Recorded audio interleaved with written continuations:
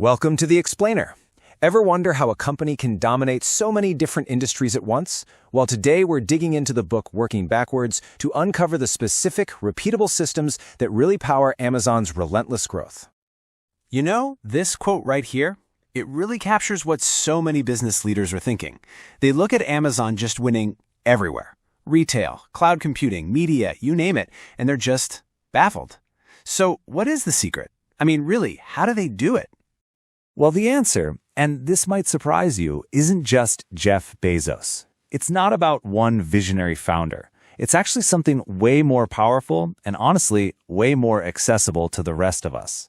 It's a disciplined, repeatable, and learnable set of principles and practices. It's what makes up their unique culture.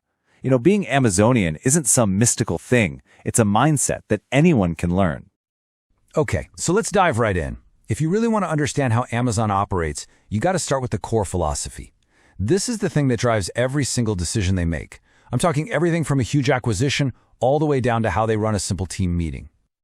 And it all starts with what they call their living, breathing constitution. Now, these are not just some feel-good corporate values you see on a poster in the break room. No, these are 4 core principles, and they are deeply, deeply ingrained in absolutely everything they do. So yeah, these aren't just words on a wall, they are the absolute bedrock of the company. They're literally embedded in every meeting, every document, every single interview. It just becomes second nature. But that begs a huge question, right? How on earth do you enforce these principles when you have over 1 million employees? And that brings us to what might be the single most crucial idea in this entire explainer. Seriously, how do you take these big, powerful principles and make them real? Make them part of everyday practice when you're a company with over 1 million people? Well, the answer lies in one incredibly powerful concept. And here it is. This right here is the engine of the Amazon way. It's this core belief that you just can't rely on smart people trying to do the right thing. Good intentions, they're just not enough. You have to build systems, or as they call them, mechanisms, that ensure it happens every single time. So what exactly is a mechanism? Look, it's not just a process or a workflow. It's way more than that. It's a self-reinforcing system. Think of it like a complete closed loop that takes a good intention, something like, hey, we should hire the best people, and turns it into concrete, repeatable actions. And crucially, it has tools built right in to inspect and improve the system itself over time. Okay, let's make this real. We're going to look at 2 super powerful and kind of counterintuitive examples of these mechanisms in action. These are the ones that have totally transformed how Amazon runs its meetings and how it hires people. First up, they banned PowerPoint. Yep, you heard me right. No more slide decks, no more bullet points. Instead, every important meeting starts with everyone silently reading a meticulously crafted 6-page narrative memo. Just think about that for a second. A meeting that kicks off in total silence. It sounds a little weird, I know, but it is an absolute game changer. Here's why. Writing a full narrative forces the writer to think so much more deeply and clearly. And for everyone else in the room, it separates the idea from the charm of the presenter. You judge the idea on its own merit, which leads to way better, more informed discussions. All right, second example. They built a mechanism specifically to protect their culture when they hire new people.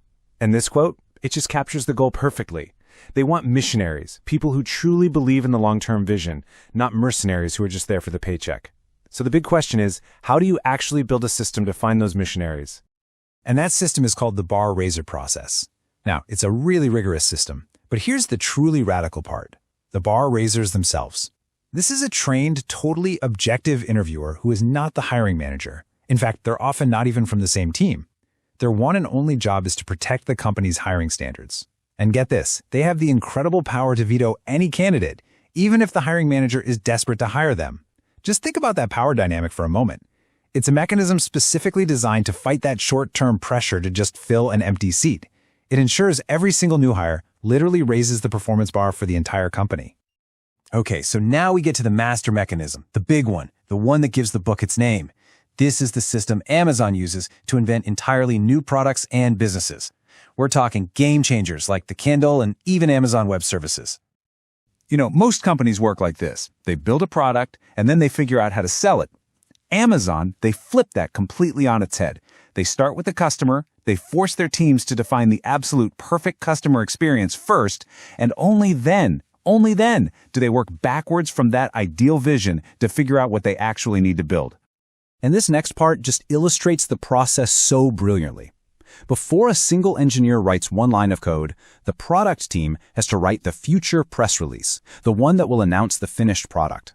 And they also have to write the FAQ, the frequently asked questions, anticipating every single question a customer might have. The thinking is, if you can't write a compelling press release for an idea, then it's probably not a very good idea, and it's not worth building. This simple tool forces true customer obsession right from day one. So here's the most crucial point of all, really. These are not some mystical secrets locked away in a boardroom in Seattle. They are practical, they are learnable, these are tools and mindsets that you can apply to almost any organization, whether it's big or small. The thing is, you don't need to be Amazon to think like Amazon. It all starts with obsessing over your customer.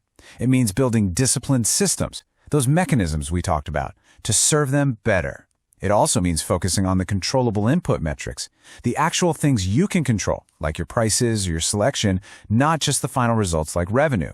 And finally, it means being absolutely stubborn on the vision, but super flexible on the details of how you actually get there. So that leaves us with one final thought to chew on. If you were to sit down right now and write the press release for your next big idea, maybe it's a new product, a new project, or even a whole new company, if you wrote that press release today before you built a single thing, what would it say?